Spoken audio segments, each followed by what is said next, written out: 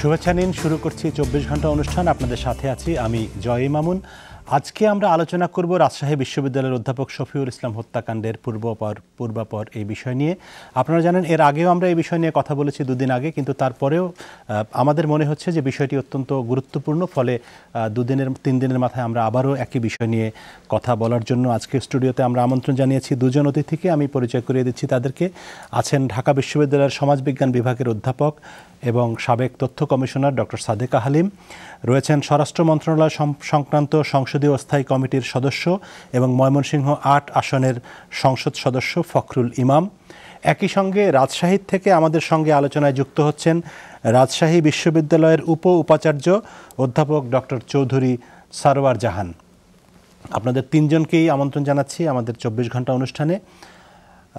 আপনারা জানেন যে রাজশাহী বিশ্ববিদ্যালয়ের অধ্যাপক শফিউল ইসলাম হত্যাকাণ্ডের ঘটনা ঘটেছে 3-4 দিন, আজকে চতুর্থ দিন, এবং 4 দিন ধরেই এটি একটি খুবই আলোচিত বিষয় সারা দেশেই, যে কারণে আমরা দ্বিতীয় দিনের মতো এই 24 ঘন্টা অনুষ্ঠান একই বিষয় নিয়ে আয়োজন করলাম।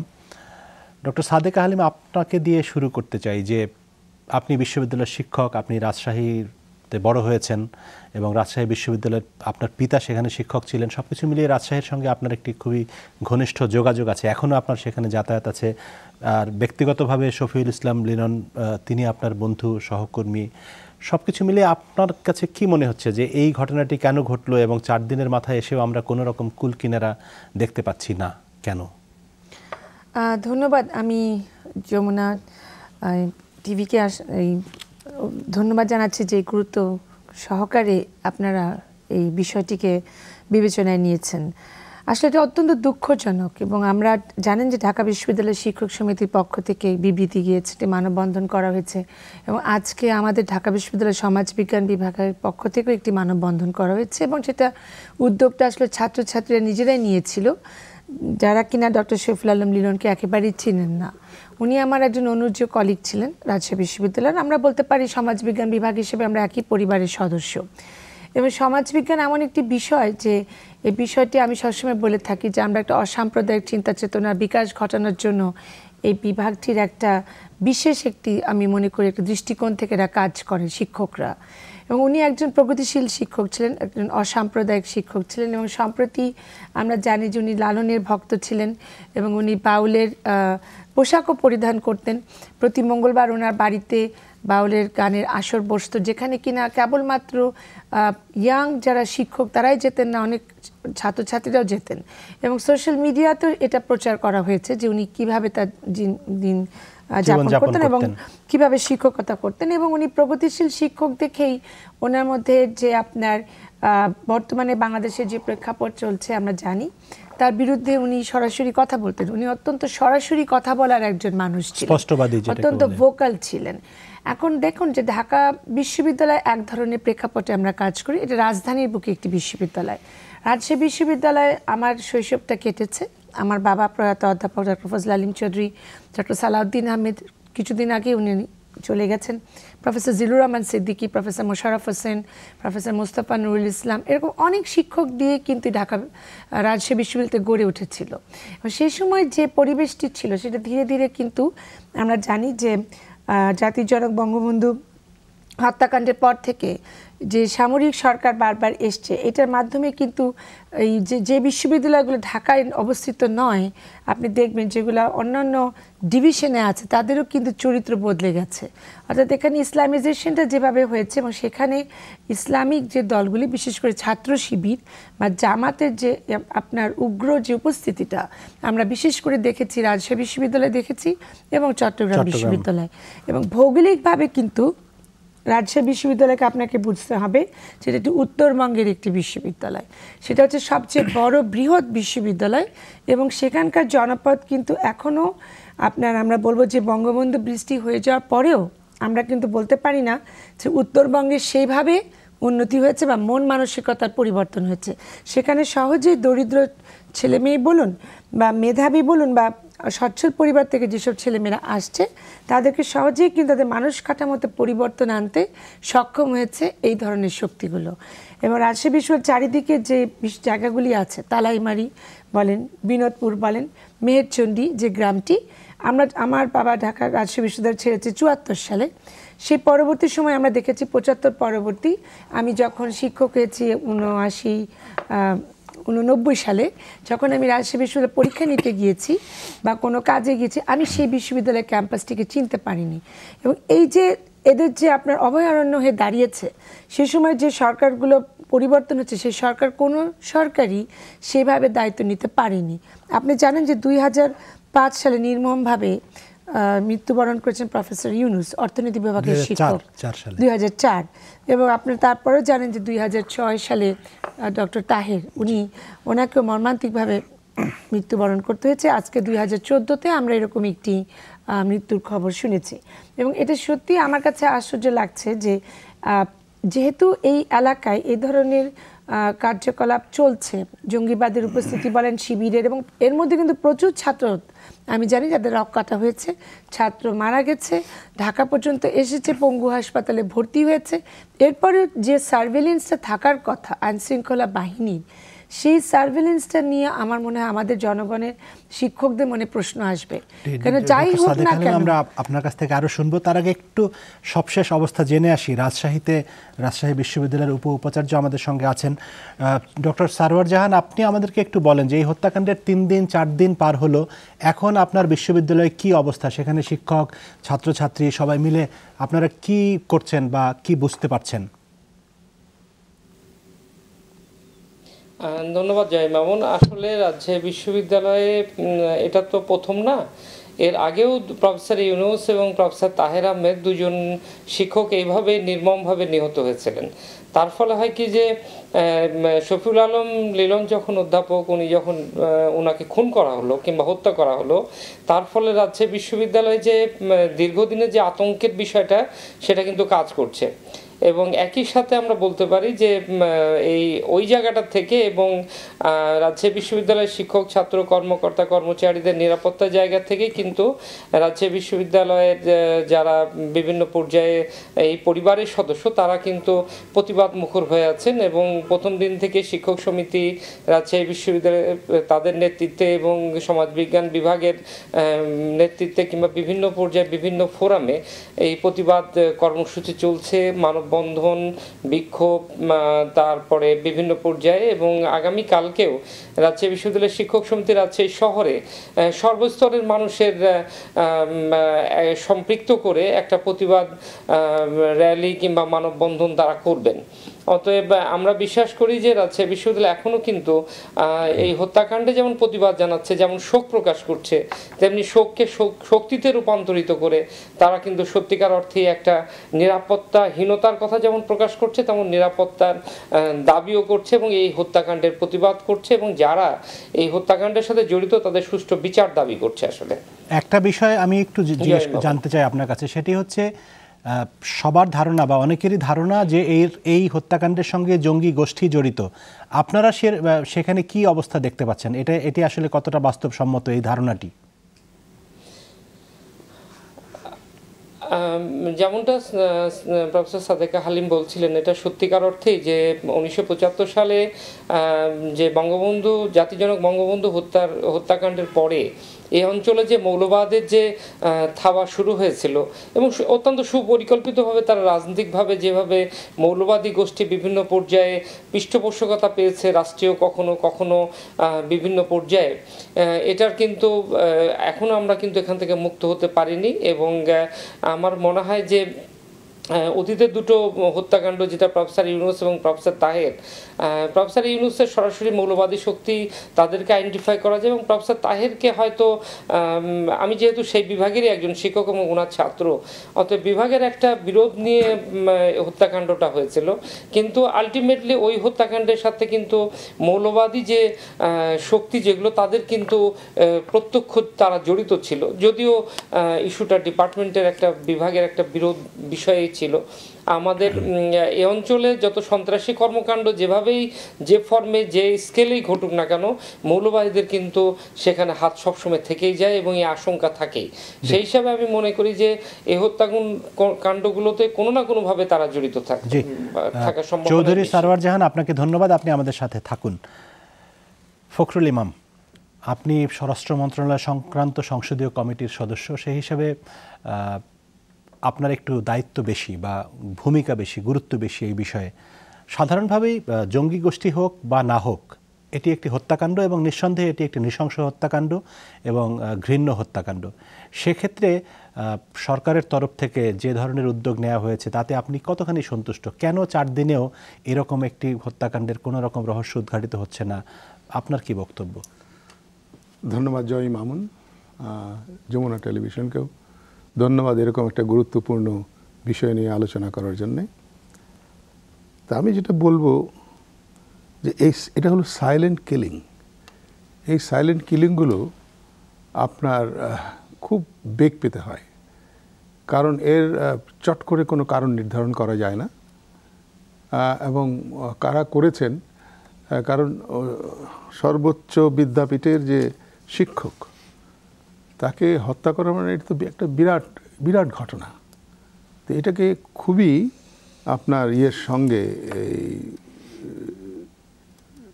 দেখতে হবে, সরকার সেটাই দেখতেছে। এবং আমার মনে হয় এর মধ্যে ইতিমধ্যে যে গ্রেফতার কার্য চলেছে এবং আমি যতদূর জেনেছি অনেক দূর এগিয়েছে।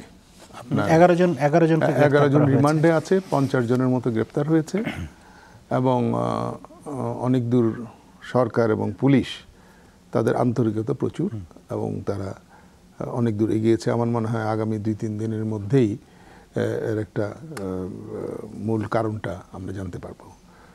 ব্যাপারটা হচ্ছে যে এই এলাকাটায় আমার মনে আছে আমি 63-64 সালে এই এলাকায় গিয়েছি, যখন ইউনিভার্সিটি প্রথম হয়। তখন এখানে আপনার প্রজেক্ট ডাইরেক্টর ছিলেন, not the VC, American relation doctor ইয়ার মল্লিক, ওখানে প্রজেক্ট ডাইরেক্টর ছিলেন। তখন আমি গিয়েছি এবং এত সুন্দর একটা জায়গা ছিল, মতিহার একটা গ্রাম, এই গ্রামকে নিয়ে গড়ে উঠেছিল এই বিশ্ববিদ্যালয়টা। এবং এই বিশ্ববিদ্যালয়ের পাশেই আপনার স্থানীয়, যেমন আমাদের ময়মনসিংহে একটা বিশ্ববিদ্যালয় আছে, কৃষি বিশ্ববিদ্যালয়, তার পাশেও কিন্তু স্থানীয় জনসাধারণ বসবাস করে। এখানেও তাই, এখানেও স্থানীয় জনসাধারণরা বসবাস করত। কিন্তু যে কোনো কারণেই হোক, এই বিগত 24 বছর 25 বছর যাবৎ সুকৌশলে আমাদের একটি রাজনৈতিক দল এবং তার সহযোগী সংগঠন এখানে আস্তে আস্তে অবস্থান নিয়েছে। শুধু অবস্থান নেয়নি, তারা এই অবস্থান তো নিয়েছে এবং তাদের বংশক্রমায় আমি বলবো যে তারা কেউ ইউনিভার্সিটির টিচারও হয়েছে, তার ছেলে পেলে আছে, তারা আবার ওই জায়গাতে আপনার গুছিয়ে বসেছে এবং একদম আস্তানা গেড়েছে, বসা যেটাকে বলে। সেই জন্য রাজশাহী এবং চাঁপাইনবাবগঞ্জ, আমরা জানি এই দুটো জায়গায় জামাত এবং শিবিরের প্রচণ্ড একটা আছে, ওদের কন্ট্রোল এই জিনিসটা। এবং আমরা প্রায়ই দেখি যে এই শিবিরের সঙ্গে মারামারি হয় আপনার ছাত্র দল এবং ছাত্রলীগ উভয়েরই। বিগতকালে অনেক মারামারি হয়েছে এবং বিশ্ববিদ্যালয়ের প্রভিসি সাহেব বললেন, 2 জন শিক্ষক, ইউনুস সাহেব এবং তাহির সাহেব, একজনকে তো আমরা জানি যে বোধহয় আপনার ওই ড্রেনের ভিতর, ম্যানহোলের ভিতর, মানে অমানবিকভাবে এই জিনিসগুলো, হত্যাকাণ্ডগুলো ঘটিয়েছে।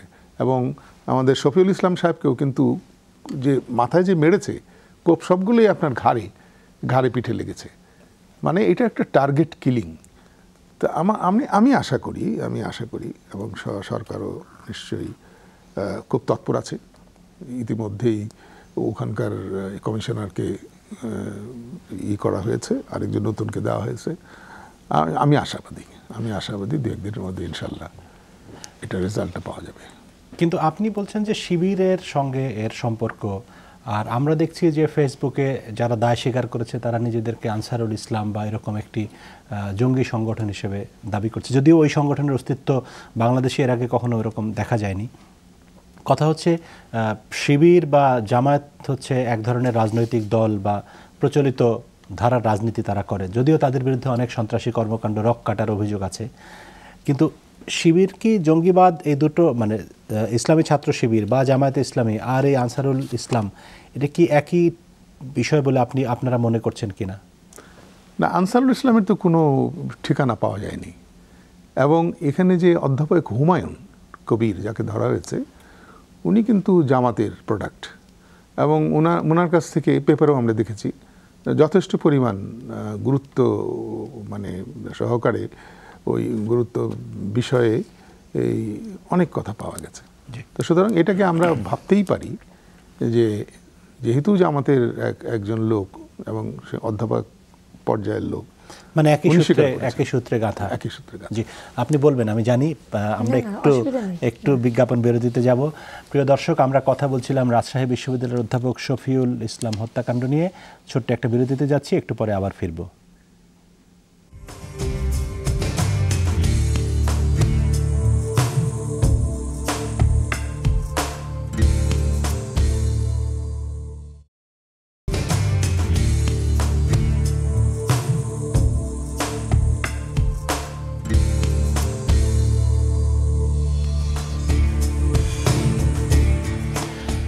আরেকবার আমন্ত্রণ 24 ঘন্টা অনুষ্ঠানে। আমরা কথা বলছিলাম রাজশাহী বিশ্ববিদ্যালয়ের অধ্যাপক শফিউল ইসলাম হত্যাকাণ্ডের পূর্বাপর বিষয়ে। দর্শক, আপনারা জানেন যে রাজশাহী বিশ্ববিদ্যালয়ের উপাচার্য ডক্টর চৌধুরী সারওয়ার জাহান আমাদের সঙ্গে আছেন। আমরা আবারও একটু রাজশাহীতে তার কাছে যেতে চাই। ডক্টর সারওয়ার, আপনি আমাদেরকে একটু বলুন যে আমরা যতটুকু বুঝতে পারি যে শফিউল ইসলাম লিলন একজন প্রগতিবাদী মানুষ ছিলেন, তিনি লালনের ভক্ত ছিলেন, তার জীবন আচরণও সেরকম ছিল, এবং ধারণা করা হয় যে তাকে হত্যা করার উদ্দেশ্যটিও ছিল সেটি যে তিনি প্রগতিবাদী, আধুনিক, মুক্ত মনের মানুষ ছিলেন। এর ফলে আরও যারা আপনারা রাজশাহী বিশ্ববিদ্যালয়ের শিক্ষক রয়েছেন, যারা এরকম মুক্ত চিন্তায় বিশ্বাস করেন, মুক্ত স্পষ্ট কথা বলেন, তাদের ভিতরে কি কোনো ধরনের আতঙ্ক বা সামগ্রিকভাবে তারা কি একটু শঙ্কিত বোধ করছেন কিনা?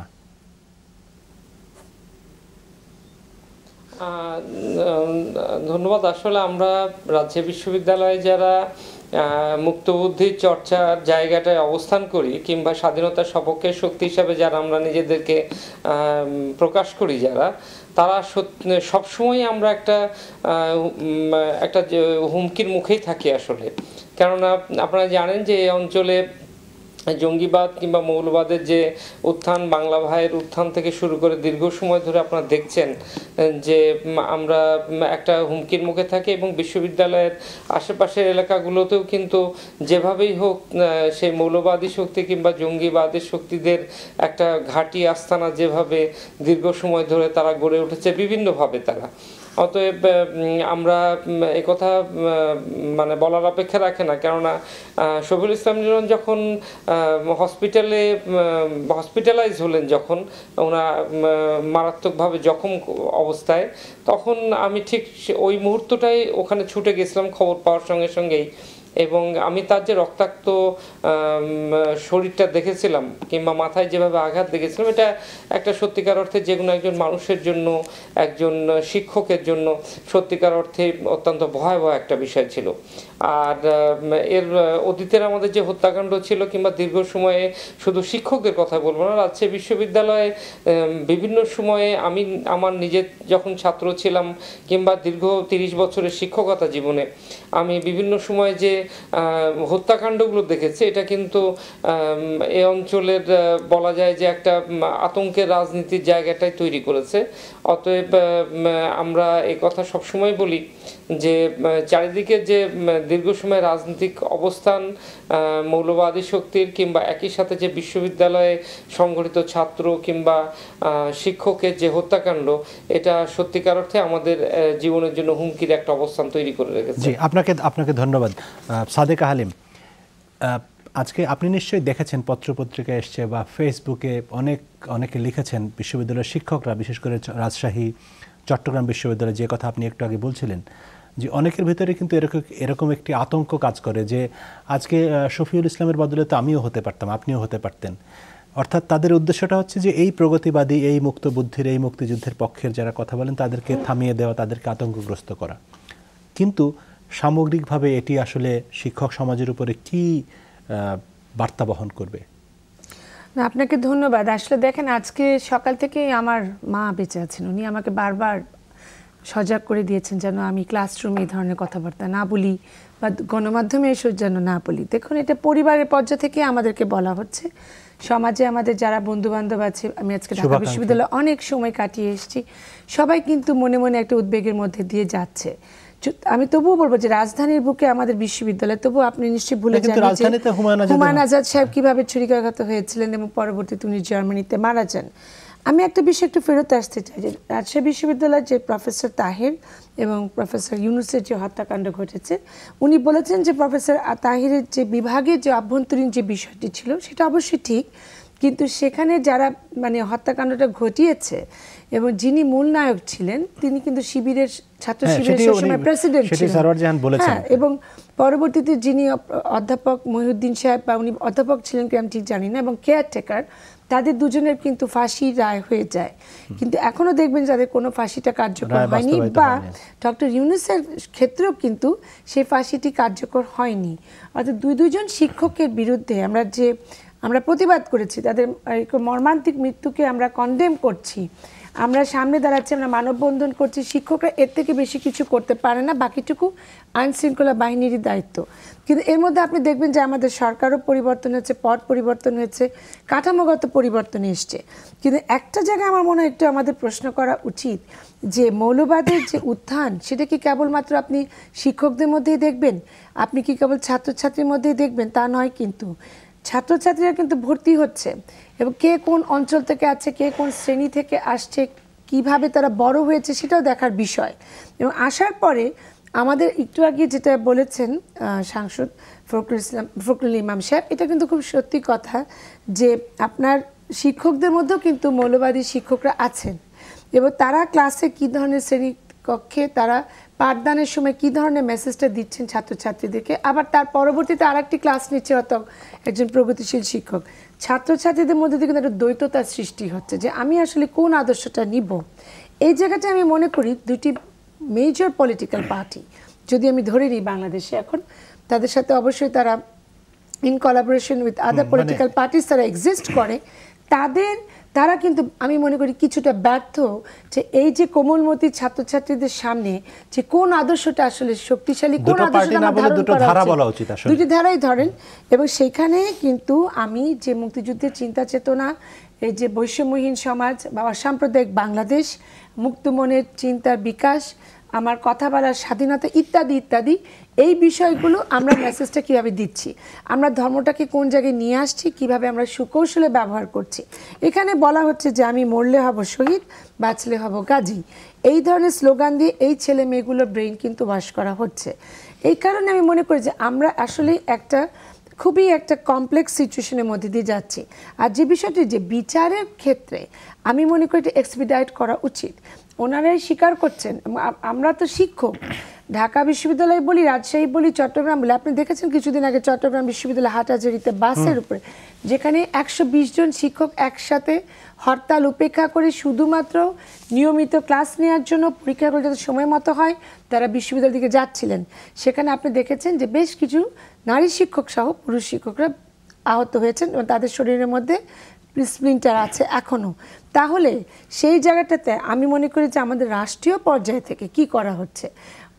ফখরুল ইমাম সাহেব, আপনি স্ট্যান্ডিং কমিটিতে আছেন, আপনারা এই শিক্ষকদের বিষয়টা কীভাবে নেবেন? কারণ আমরা কিন্তু একদম ফোরফ্রন্টে, এটা আমার মনে করে দিচ্ছে যে আপনি বলছেন যে প্রগতিশীল শিক্ষকদের উপর কেন হামলা, এটা কি আপনাকে 14 ডিসেম্বর মনে করে দিচ্ছে না? হ্যাঁ, সেটাই হচ্ছে কথা। আচ্ছা, এই প্রসঙ্গে একটু ফখরুল ইমামের কাছে আমিও যেতে চাই যে কথাটি আমি শুরুতে বলেছিলাম যে শিক্ষকদের মধ্যে কিন্তু এক ধরনের আতঙ্ক কাজ করছে, সেটি রাজশাহী হোক, চট্টগ্রাম হোক, ঢাকা বিশ্ববিদ্যালয় হোক, মানে প্রগতিশীল শিক্ষক যারা, তাদের প্রত্যেকের ভিতরে এই আতঙ্ক যে আজকে শফিউলের জায়গায় আমিও হতে পারি, আপনি হতে পারেন। এই যে আতঙ্কটি দূর করার ক্ষেত্রে নিশ্চয়ই দায়িত্বটি, নিরাপত্তা বোধ দেওয়ার দায়িত্ব হচ্ছে রাষ্ট্রের, সরকারের। সেক্ষেত্রে সরকার আসলে কি পদক্ষেপ নিচ্ছে বা কতখানি নিতে পারছে? এটা ব্যাপারটা হলো যে সরকার তো পদক্ষেপ নিচ্ছেই। দেখেন জামাতের কি অবস্থা ছিল, আপনার এই তাদের বিচার হচ্ছে আজকে। আর আমাদের দেশে না, পৃথিবীর সব দেশেই কিন্তু ক্রাইম হয়। ডিফারেন্সটা হলো যে ওদের ক্রাইমগুলো ধরা পড়ে যায় এবং বিচারের আওতায় আসে। আমাদের এখানে বিচার ব্যবস্থাটা একটু লেংদি হয়ে গেছে, যেন প্রচুর কেস, আপনার এত বেশি কেস আছে যে ইভেন আমরা একটা হিসাব করে দেখেছি যে নর্মালি গেলে 70-75 বছর লাগবে এক একটা কেস আপনার নিষ্পত্তি হইতে। যেটা আপা বললেন কিছুক্ষণ আগে যে এই দুইজনের, ওই 2 টিচারের ফাঁসি যে হয়েছিল যাদেরকে, ওদের এখনও কার্যকর হয়নি মৃত্যুদণ্ড। তো সুতরাং এইখানে সরকার তো চেষ্টা করছে, সরকার চেষ্টা না করলে আপনার জামাতের এই মানবাধিকার লঙ্ঘনের বিচারটা হলো কিভাবে? যুদ্ধাপরাধী মানবাধিকার লঙ্ঘন করেছে তারা, বিচার হয়েছে এবং বিচার কার্যকর হয়েছে, এবং আমরা দেখতে পাচ্ছি যে আরও বিচারের রায় এসছে, এবং রায় এসছে। আপনি একটা লক্ষ্য করবেন যে এই যে শিক্ষকরা যে আতঙ্কিত হয়েছে, আমার মনে হয় আতঙ্কিত হওয়ার পাশাপাশি ওনারা কিন্তু আবার একটা ওয়ে আউটও করেছেন। এরকম না যে আতঙ্কগ্রস্ত হয়ে ঘরের মধ্যে বসে আছেন। অনেক শিক্ষককে আমি দেখেছি টেলিভিশনে, টক শোতে অনেক ধরনের কথা বলেন এবং সাহসী কথা বলেন, এবং তা তো বলছেন, আমাদের সামনেই তো বলছেন। উনি কিছুক্ষণ আগে যদিও বলেছেন, মার কথা বলেছেন, তারপরে তো বলতে হবে, সবারই তো একটা কর্তব্য আছে। এটা সবাই যদি আমরা একটু এগিয়ে আসি সাহসের সঙ্গে, তাহলে আমার মনে হয় যে এটা এই নিরাপত্তা বোধটা অনেক কম। নিঃসন্দেহে ঠিক, কিন্তু একটি কথা এখানে বলাই যায়, সেটি হচ্ছে যে আপনি মানবতা বিরোধী অপরাধের বিচারের কথা বলেছেন, বা অন্যান্য কিছু কিছু ক্ষেত্রে আমরা দেখি যে সরকারের রাজনৈতিক সিদ্ধান্ত থাকলে, সরকারের জোরালো ভূমিকা থাকলে সেই বিচারটি দ্রুত নিষ্পন্ন হয়, এবং মানবতা বিরোধী অপরাধের ট্রাইব্যুনাল শুরু হওয়ার পরে সেই বিচার হয়েছে, বিচারের রায়ও কার্যকর হয়েছে দু একটি ক্ষেত্রে, কিন্তু সকল ক্ষেত্রে সেই জোরটা আমরা দেখি না। একজন শিক্ষকের হত্যাকাণ্ডের ক্ষেত্রে সেই জোরটিকে আমরা আশা করতে পারি না? অবশ্যই, কারণ এটা তো আমাদের সমাজটা তো একটু অন্য টাইপের, সব মানুষ তো সমান নয়। এখন শিক্ষকরা ভ্যালুয়েবল পারসন, আপনাকে দেখতে হবে যে প্রায়োরিটি বেসিসটা কার। একটা 5 বছরের ছেলে যদি আমার মারা যায়, তার থেকে যদি 21 বছরের ছেলে একটা মারা যায়, দুটো কিন্তু ডিফারেন্স আছে। তো সেখানে শিক্ষকরা আমাদের সমাজের একদম যাকে বলবো আমি উচ্চ পর্যায়ের, আমাদের অনেক এই জাতির গর্বের ধন। তো তাদেরকে রক্ষার দায়িত্ব, মানুষ গড়ার কারিগর, এবং তাদেরকে রক্ষা করার দায়িত্ব, তাদেরকে নিরাপত্তা দেওয়ার দায়িত্ব অবশ্যই সরকারের। এবং ধন্যবাদ। আমরা দর্শক, আমরা আবারও একটি বিরতিতে যাচ্ছি, আমাদের সঙ্গেই থাকুন, একটু পরেই ফিরবো।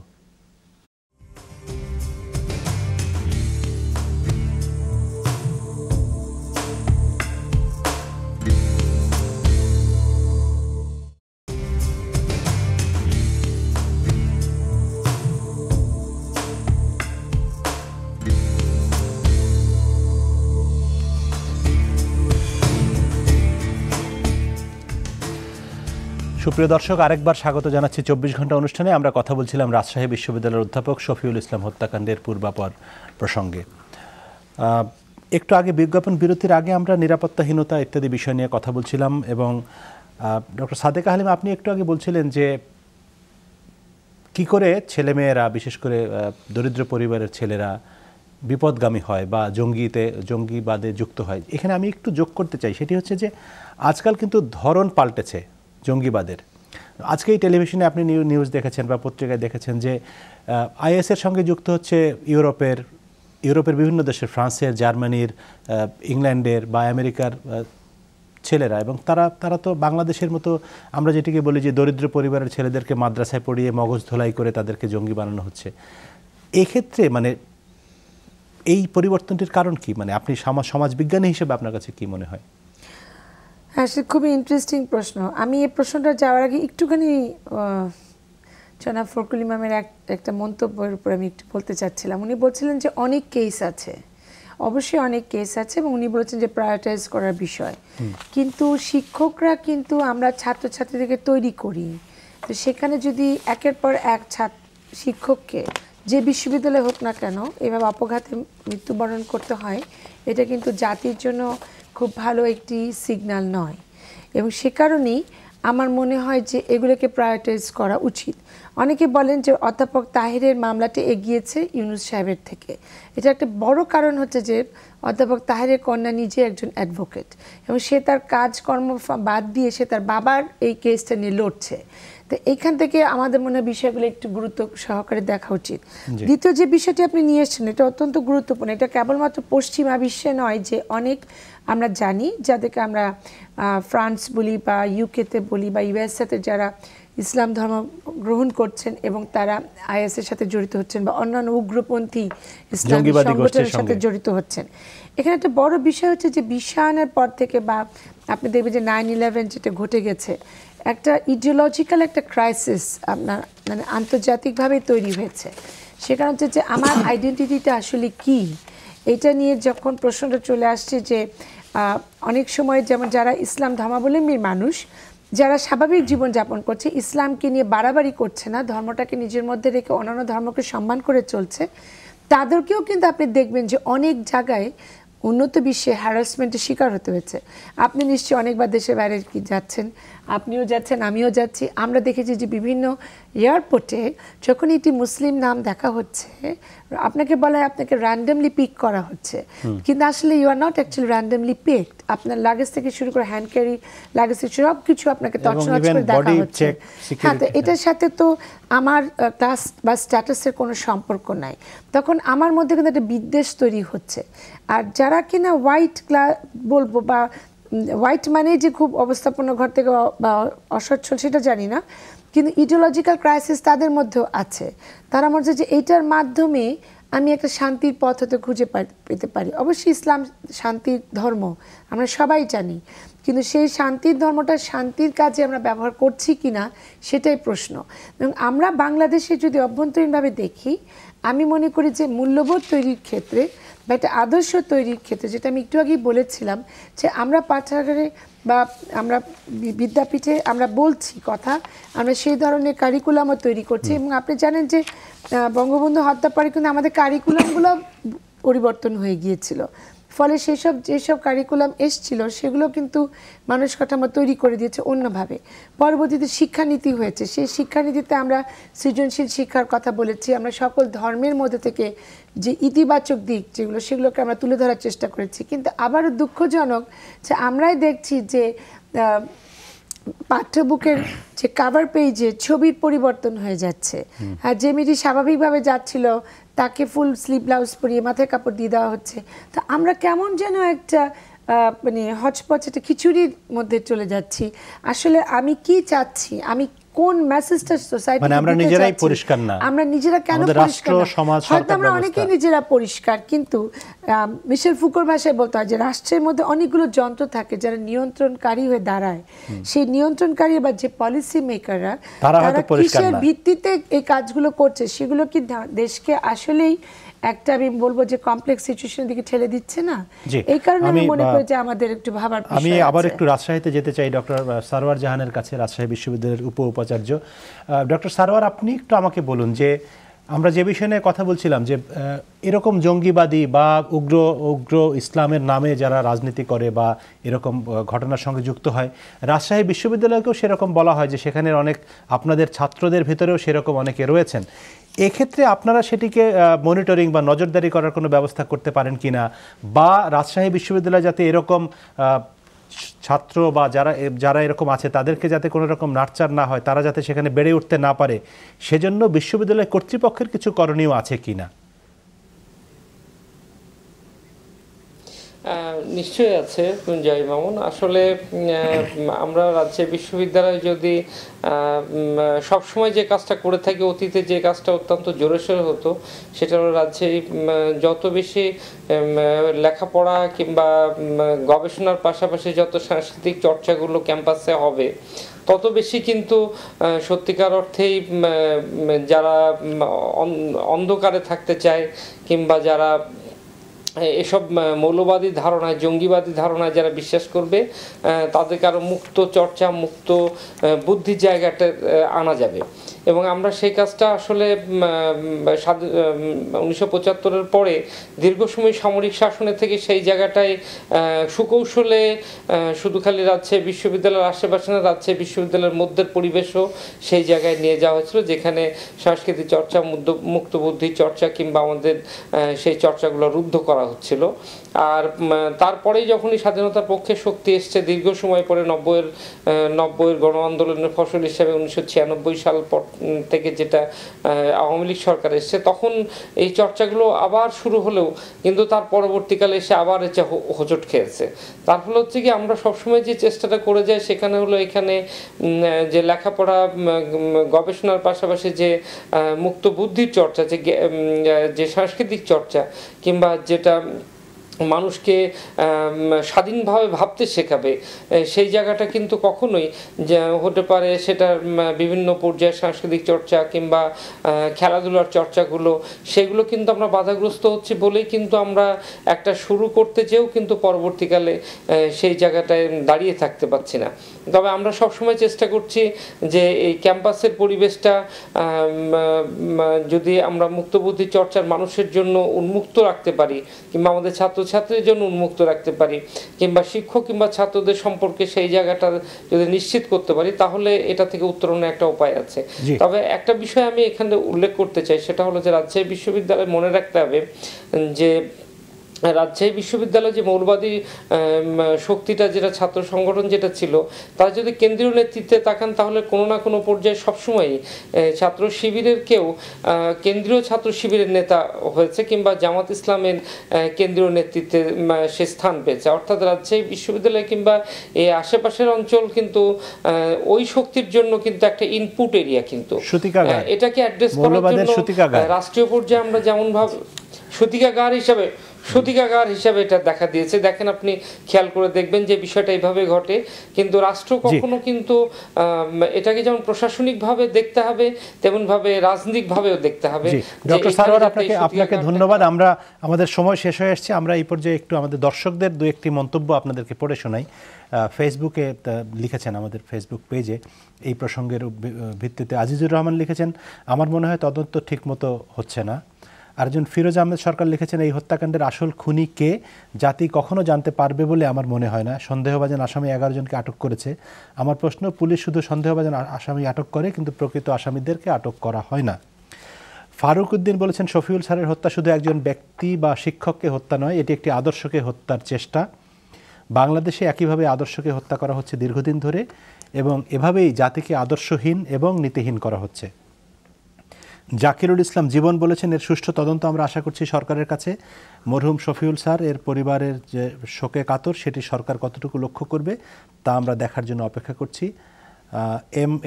এইচ এম সাগর বলেছেন, সঠিকভাবে তদন্ত করলেই প্রকৃত তথ্য বেরিয়ে আসবে। অর্থাৎ এরকম অনেকে অনেক কিছু লিখেছেন। একটা জিনিস যেটা পরিষ্কার, সেটি হচ্ছে যে মানুষের ভেতরে নিশ্চয়ই যারা এই অনুষ্ঠান দেখছেন তারাই এরকম আলোচনায় অংশ নিচ্ছেন ফেসবুকের মাধ্যমে, SMS-এর মাধ্যমে। সবার ভিতরে কিন্তু এক ধরনের আশঙ্কা, সন্দেহ যে হয়তো প্রকৃত অপরাধীরা ধরা পড়বে না, হয়তো বিচার হবে না। আপনার কাছে একটু জানতে চাই যে ফখরুল ইমাম MP সাহেব, এই আশঙ্কা দূর করার ব্যবস্থাটা কি? এই আশঙ্কা দূর করার ব্যবস্থা হলো যে সাকসেসফুলি যে কোনো একটা ঘটনাকে জনগণের সামনে আনা। কিন্তু বেশিরভাগ ক্ষেত্রে তো সেই সাকসেসফুলি করা হয় না। আমরা দেখেছি কয়েকটা ক্ষেত্রে, যেমন আমরা সাংবাদিকদের ক্ষেত্রে দেখেছি, সাগররণী হত্যাকাণ্ডের ক্ষেত্রে দেখেছি, এরকমও হয়েছে। আবার এই ব্যাপারটাই আমি আশা করব যে এটা যেহেতু একটা মানে সারা জাগানো আর একটা শিক্ষকদের ব্যাপার, আমি আশা করব এই ব্যাপারে সরকার যথেষ্ট পরিমাণ গুরুত্ব দেবেন এবং এটা কিনারা করার জন্য। না, আপনি সংসদীয় কমিটিতে আছেন, সেখানে আপনার ব্যক্তিগত কোনো ভূমিকা আছে কি? অবশ্যই ব্যক্তিগত ভূমিকা। আপনি কি ভূমিকা রাখবেন সেটি হচ্ছে কথা। আমি এটা যাতে সুষ্ঠুরূপে তদন্ত তাড়াতাড়ি হয় সেদিকে আমি খেয়াল রাখবো। জি, সাদেক হালিম, আমরা শেষ করবো। আপনার কাছ থেকে একটু মন্তব্য জানতে চাই যে, যেমন ধরেন আপনি অধ্যাপক হুমায়ুন আজাদের কথা বলছিলেন, অধ্যাপক ইউনুসের কথা বলছিলেন, আমরা ব্লগার রাজীবের কথা জানি, সবশেষ শফিউল ইসলাম, সবগুলো হত্যাকাণ্ডের কিন্তু ধরন একই রকম। ওই যে চাপাতি, ওই পেছন থেকে কোপ দেওয়া, মাথায় আঘাত করা, ঘাড়ে আঘাত করা, মানে এগুলোর সিমটম, লক্ষণ দেখেই বোঝা যায় যে কারা কী উদ্দেশ্যে করেছে। আপনার কি মনে হয় যে এগুলো আসলে চিরস্থায়ীভাবে বন্ধ করার কি উপায়, নাকি এগুলো বাড়তেই থাকবে? বাড়তেই থাকবে এটা তো অবশ্যই আমরা চাই না, কিন্তু বাড়ছে, আমরা উদ্বেগ থেকে আমরা যেতে চাই না। তবে এটা ঠিক যে খুবই, যেটা রাজশাহী বিশ্ববিদ্যালয়ের উপাচার্য ডক্টর জাহান বলেছেন যে শফিউল ইসলামের যে হত্যাকাণ্ডটা, এটা একেবারেই পরিকল্পিত এবং খুব ঠান্ডা মাথায় ঘটানো হয়েছে। এবং উনি কিন্তু তার আগে কিছুদিন আগে থেকে উনি অনেক ধরনের, মানে আমরা শুনেছি যে উনি ওনাকে থ্রেট করা হয়েছে, হুমায়ুন আজাদ সাহেবকেও থ্রেট করা হয়েছে, ডক্টর ইউনুসকেও করা হয়েছে, ডক্টর তাহের কে ওনার নিজের ছাত্রই এটার সাথে জড়িত ছিল এবং সে মৌলবাদী সংগঠনের সাথে জড়িত ছিল। তো এই প্রত্যেকটা ট্রেন্ড অ্যানালিসিস করে দেখা যাচ্ছে যেটা একই ধরনের মানে প্রক্রিয়ায় কৌশলে নেওয়া হচ্ছে, একই ধরনের কৌশল ব্যবহার করা হয়েছে। এবং এখান থেকে সরকারের যে ল এনফোর্সিং এজেন্সিগুলো কাজ করছে, এবং আমরা কিন্তু আমাদের ট্যাক্স পেয়ারের টাকাতেই তারা কাজ করেন, সে তো আমরা তো তাদের দিকেই তাকাবো। আমরা শিক্ষকরা তো নিরস্ত্র, আমাদের শুধু কলমের খোঁচার শক্তি দিয়ে আমরা লিখছি, আমরা বলছি, কিন্তু আমাদের যদি লেখা বলাতে দেশটাকে আমরা কোথায় নিয়ে যাচ্ছি? আমরা তো মুক্তিযুদ্ধের চিন্তা চেতনায় বিশ্বাসী, আমরা তো সেটাকেই ধারণ করতে চাই, সেটাকে লালন করতে চাই, সেটাই আমরা আমাদের ছাত্রছাত্রীদের মধ্যে ছড়িয়ে দিতে চাই, যে তারা একটি আদর্শ নিয়ে তৈরি হোক, একটি মূল্যবোধ নিয়ে, মুক্তিযুদ্ধের মূল্যবোধ নিয়ে তারা তৈরি হোক, তারা একটা দক্ষ নাগরিক হোক বাংলাদেশের, বাংলাদেশ নামক রাষ্ট্রটি নিয়ে তারা গর্বিত হতো। সেই জায়গায় আমি মনে করি যে এই ধরনের হত্যাকাণ্ড একেবারেই অনাকাঙ্ক্ষিত, এবং এখানে অবশ্যই আমি মনে করি যে রাষ্ট্রকে দায়িত্ব নিতে হবে। আপনাকে ধন্যবাদ। দর্শক, আপনাদেরকেও ধন্যবাদ আমাদের সঙ্গে থাকার জন্য। আগামীকাল আবারও দেখা হবে। শুভরাত্রি।